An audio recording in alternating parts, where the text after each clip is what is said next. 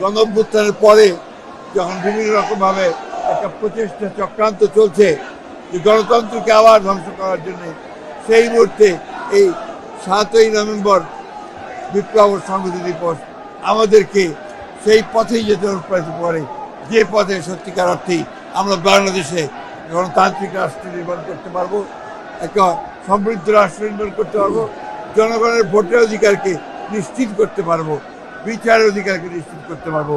সেই লক্ষ্যেই বাংলাদেশ এগিয়ে যাবে, বিএনপি এগিয়ে যাবে, আমরা সেই লক্ষ্যেই কাজ করে যাব। শেখ জিয়াউর রহমান যে ভিত্তি স্থাপন করেছিলেন, সেই ভিত্তি পরবর্তীকালে বাংলাদেশের সামনের দিকে এগিয়ে নিয়ে যায়।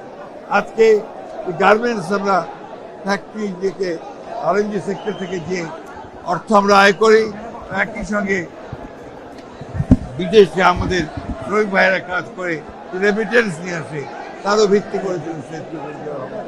অর্থাৎ এই হরজন্মা মহাপুরুষ তিনি বাংলাদেশের অগ্রগতির মূল ভিত্তি রচনা করে দিয়েছিলেন।